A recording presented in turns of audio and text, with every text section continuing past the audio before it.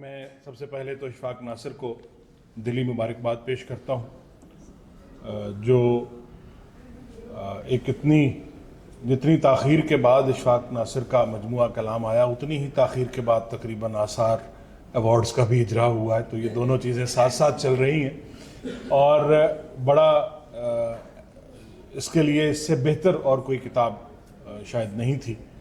تو آثار کی بھی یہ ایک طرح سے بازیافت ہے آثار ایوارڈ کی، اور اس نے اپنے وقار کو جس طرح سے برقرار رکھا ہے کہ آخر کار کو اس ایوارڈ کا حقدار ٹھہرایا ہے، تو اس کے لیے آثار والے بھی مبارکباد کے مستحق ہیں۔ اور اشفاق تو خیر ہمارا دوست ہے، اس سے ہم ابھی وہ بالکل جسے کہتے ہیں کہ اس کا سورج نصف النہار پر ہے، اور ہماری پوری دعا ہے کہ اللہ تعالیٰ اسے اور کامیابیاں اور کامرانیاں عطا کرے اور میدان شعر و سخن میں اسے اور سربلند کرے۔ جناب صدر حسنین صار صاحب، یہ بھی ہمارے لیے ایک بڑے، آج میرے لیے تو بڑی خوشی کی بات ہے، مجھے تو ایسے ہی لگ رہا ہے کہ جیسے میں صدارت پہ بیٹھا ہوں، گو کہ میری اتنی ہی مجال نہیں تھی جو ہمت انہوں نے کی ہے۔ میں چند باتیں آخر کار کے حوالے سے، اشفاق ناصر کی کتاب آخر کار پر گفتگو کرنے کے لیے مجھے کسی تمہید کی ضرورت نہیں۔ تمہید اس لیے باندھی جاتی ہے کہ موضوع کو کسی سمت معین کی طرف سمیٹا جا سکے۔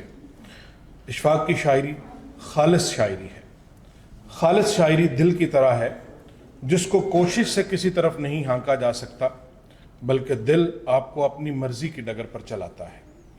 میں اگر اشفاق کو نہ جانتا ہوتا اور یہ مجموعہ میرے سامنے آتا تو میں کوشش کر کے اشفاق کو ملتا اور اسے سلام پیش کرتا کہ اس دور میں جب ہر کوئی اپنے مال پر مارکیٹ کے پاپولر ٹیگ لگا کر مصنوعی لیپا پوتی کر کے مارکیٹ ٹرینڈ کے زیر اثر اپنے آپ کو تخلیق کار ثابت کرنے پر تلا ہوا ہے، یہ کیسا عجیب شخص ہے جو اپنے دل کی تال پر تھرک رہا ہے، یہ اپنی آگ میں سلگتا کی روشنی میں اپنا راستہ خود بناتا ہے۔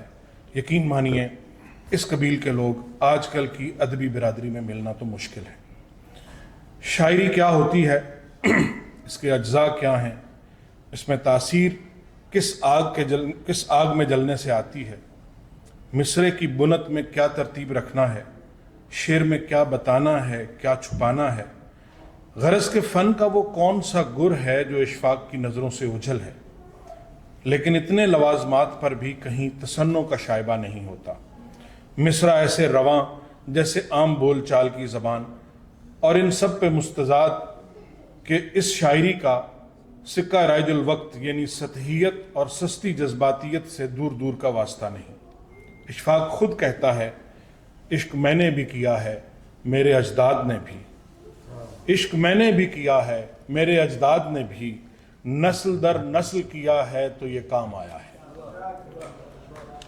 مجھے تو پوری کتاب پڑھ کر ہی یہی لگا کہ اشفاق کے لیے شعر کا مقام عشق سے کم نہیں۔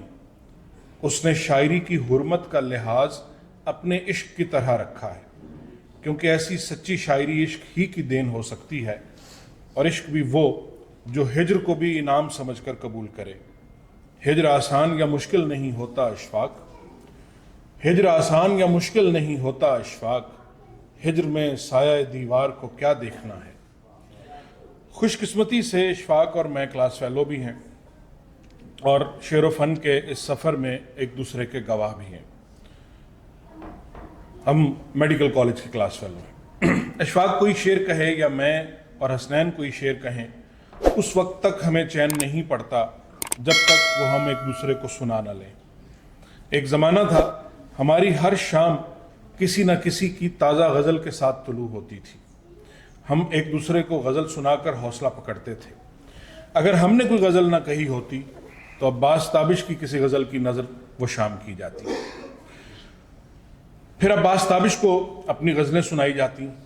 اگر تابش سے غزل کی داد مل جاتی تو ہم بے دھڑک وہ غزل کہیں بھی سنا دیتے، لیکن استاد جس شعر پر خاموش ہو جاتا ہم بھی چپکے سے وہ شعر کاٹ دیتے۔ عباس تابش کے ساتھ ساتھ ہمیں خالد احمد صاحب کی صحبت اور محبت بھی نصیب ہوئی۔ खालिद अहमद साहब की फ़न पर गिरफ्त और शेरी कायनात हमें हमेशा मुतहय्यर रखती थी। उन महफ़िलों से जो सीखा, जिस तरह उन 8-10 बरसों में हमारी रियाजत हुई, मैं ये तो नहीं कहता कि उसने हमें किसी उस्तादी के मनसब पर बिठा दिया है, लेकिन इतना ज़रूर हुआ है कि अच्छे और बुरे शेर की पहचान हो गई है। उन्हीं शामों को याद करते हुए इशफाक कहता है, समेट अपना ये व्यापार शाम हो गई है, समेट अपना ये व्यापार शाम हो गई है, चराग रक्स दीवार शाम हो गई है।